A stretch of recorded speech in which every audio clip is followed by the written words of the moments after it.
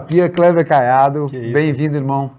Obrigado aí. Já trocamos uma resenha aqui antes de começar a gravar. Eu falei, não, liga logo essa câmera, porque o assunto vai, né? O assunto vai. Já foi bom, né? Já foi bom. Kleber, é assim, você me contou, você chegou onde chegou, só que nada foi por acaso, nada foi muito rápido, né? E você tem uma história muito legal, inclusive com a sua esposa, né? Que ela falou pra você, acho que esses insights na vida acontecem, né? Uhum. Cara, você é muito grande, mas as pessoas não te conhecem, as pessoas precisam te conhecer. Se você desse um resumo do que aconteceu, tanto esse encontro, né? Uhum. Como para você aparecer e mostrar essa força que você tem aí, trazendo a fisioterapia para todo mundo. Na verdade, assim, tudo começou quando eu tinha 16 anos Uhum. e o meu sonho era sempre ser jogador de futebol. E eu consegui. Então, aos 14 anos eu me tornei profissional e eu joguei até os 16.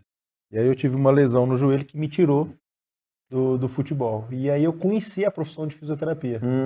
Você tem que ir? Eu tive que ir pra lá. Tá. E aí meu pai, não, você tem que ser médico, você tem que ser médico. Eu falei, pai, eu quero ser fisioterapeuta. Até então você queria ser atleta. Queria ser jogador de futebol. Tá. E eu já tinha conseguido. Tá. Mas meu pai queria que eu fosse médico. Sim. Mas eu conhecia a profissão de fisioterapia, mas ninguém conhecia. 96, né? Porra, era muito... Então, e falava assim, a fisioterapia vai ser a profissão do futuro, porque vai cuidar da saúde das pessoas. E isso eu me encantei. Em 1999 eu passei na faculdade, me formei em 2003. Em 2004 cheguei em Brasília para ajudar um amigo, não fui para trabalhar. E aí comecei. Você nasceu onde? Uberaba, Tá. Minas Gerais. Mineiro. Legal. E aí, qual era a expectativa que a fisioterapia tinha? Né? Era que a gente buscasse realmente a contribuir para essa profissão, que seria a profissão do futuro. Só que as pessoas tinham um certo conceito, né? De que fisioterapia era gelinho, era alongamento, era um choquinho e tudo mais. Era um paliativo ali. Só que eu já tinha sido atleta. Você sabia que não era isso. Aquilo ali para mim não resolvia. Entendi. Né? Então eu comecei a me lidar. Aí eu tenho uma frase que eu falo assim, ó, quando eu me formei, eu achei que eu não sabia nada. Aí quando eu tive diante do meu primeiro paciente, eu tive certeza que eu não sabia nada. Porque tem muitas variáveis, é isso? Muitas variáveis. E eu falei assim, cara, e aí? A faculdade me deu uma base que não resolve o meu dia. Então eu preciso de buscar. E eu fui buscar. Mas um parênteses nessa história toda, mudou muito a fisioterapia dessa época para hoje? Mudou. Mudou muito. Mudou muito. Inclusive a parte acadêmica. Não a fisioterapia. A parte acadêmica hoje, infelizmente, continua muito parecido. Tá. Porque ainda tem a eletroterapia, ainda tem todo o mecanismo educacional.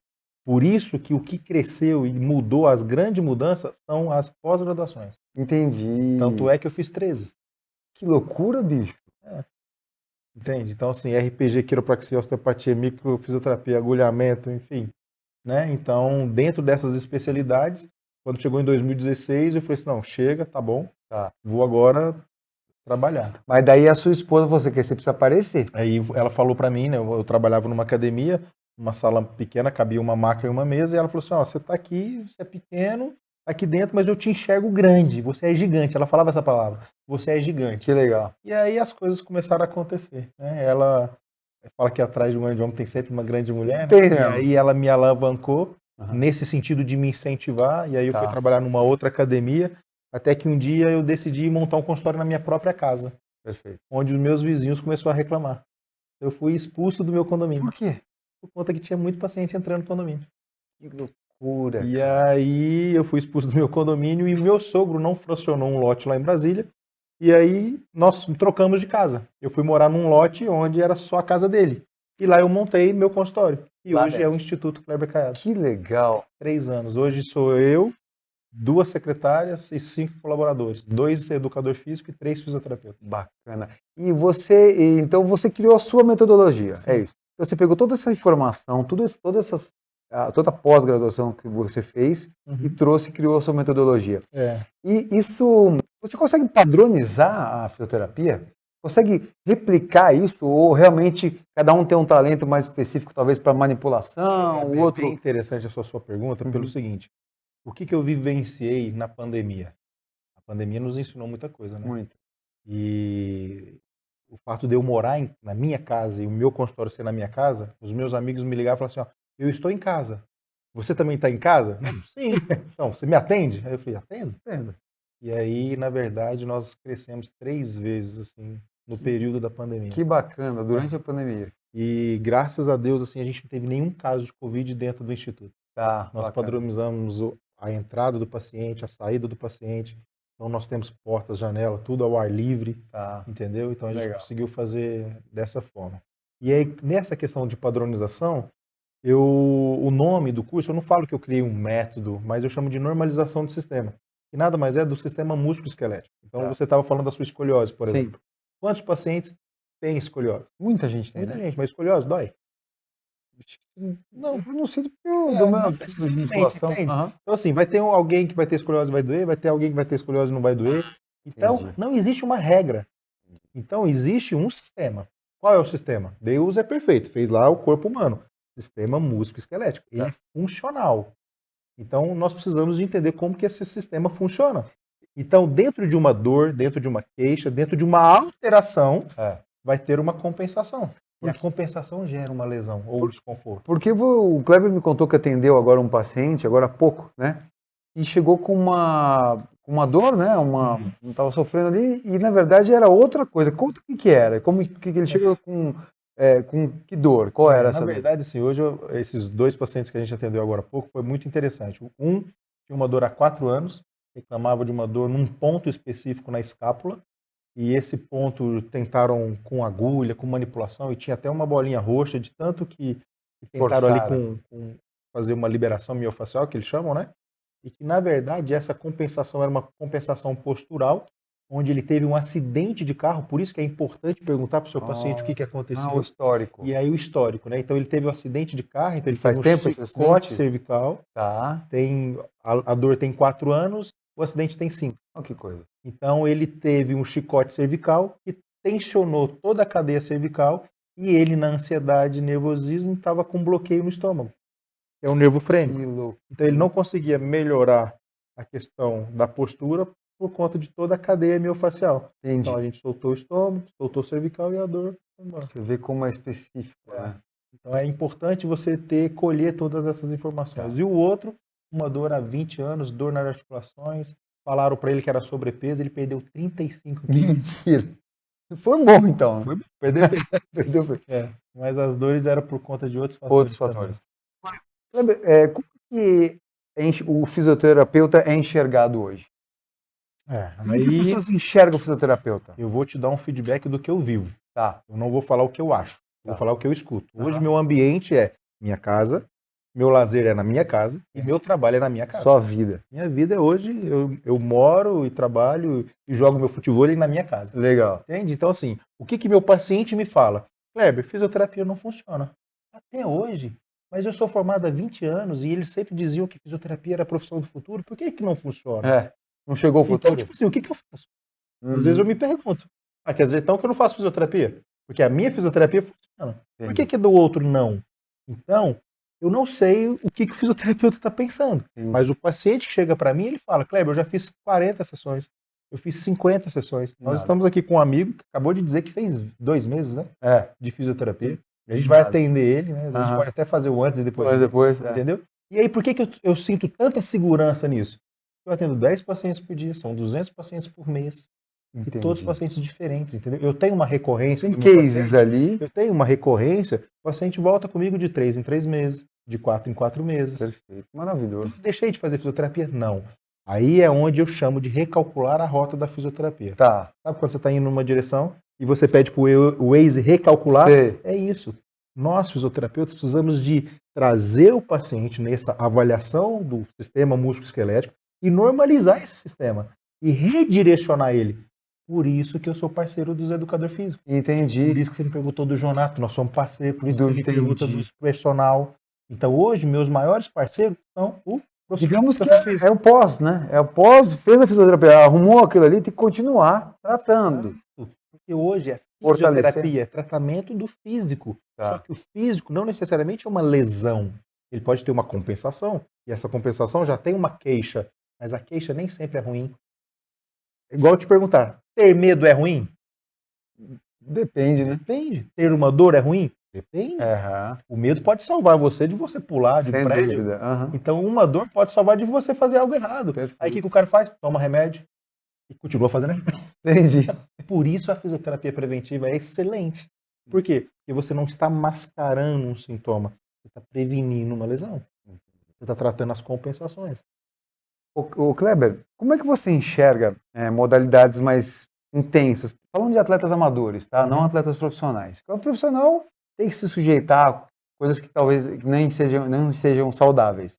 Mas o atleta amador, sei lá, vai fazer um triatlon, é tudo ao extremo, é uma maratona junto com a natação, com a corrida, com a bike, o crossfiteiro, o cara do cross training que vai no seu limite, às vezes ele não teve a paciência de fazer um fortalecimento de core, sei lá, de ter uma técnica apurada. Como é que você enxerga esses atletas amadores, assim, que ficam no extremo? Durante a minha vida, principalmente enquanto fisioterapeuta, eu tive a oportunidade de conhecer grandes pessoas.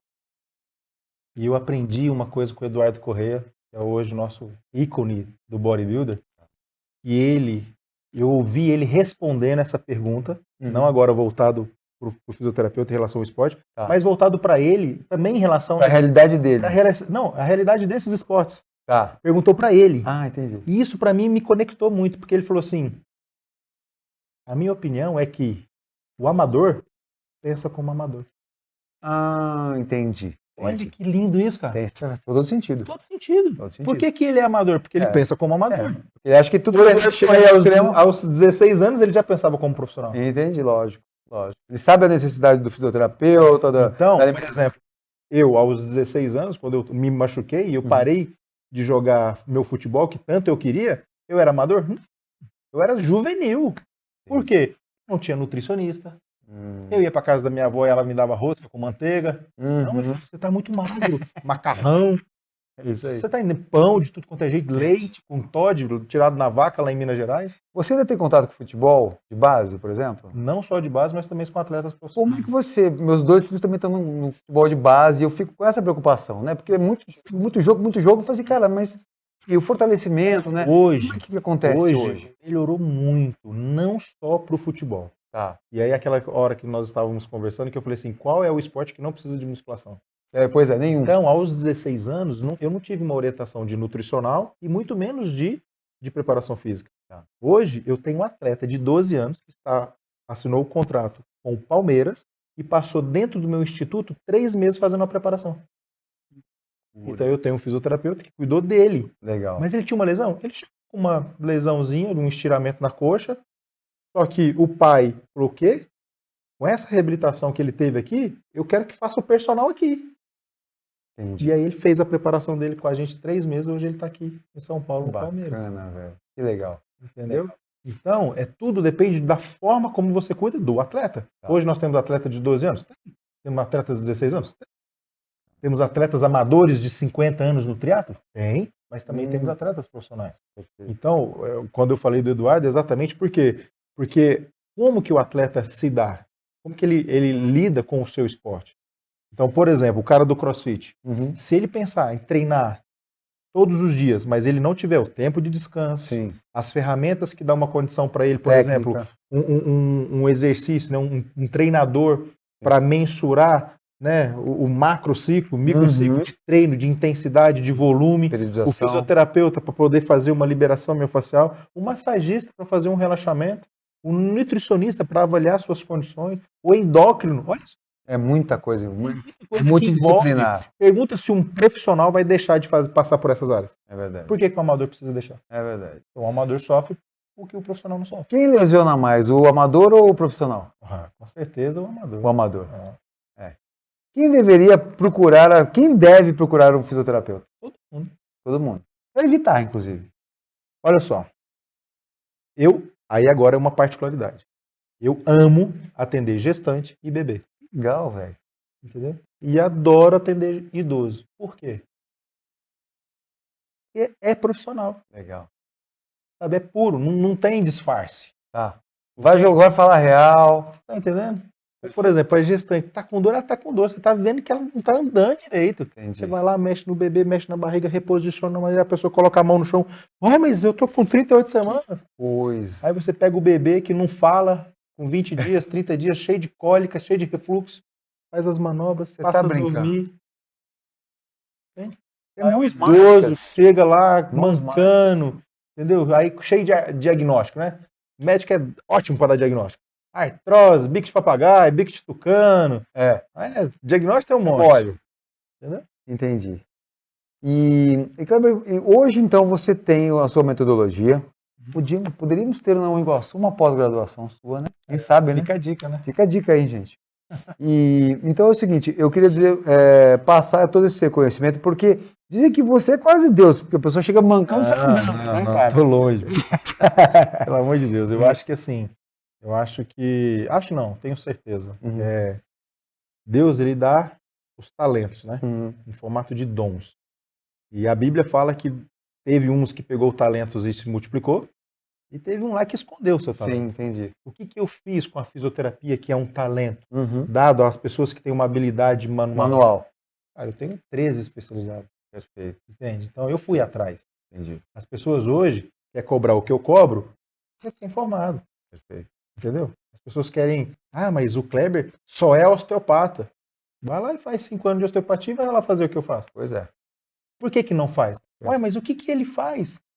Chega no meu consultório, assim, mas eu fui no osteopata, eu fiz 5 sessões com ele. Aí quando eu falei para ele que ia vir em você, sabe o que ele me disse? Ele vai fazer a mesma coisa que eu.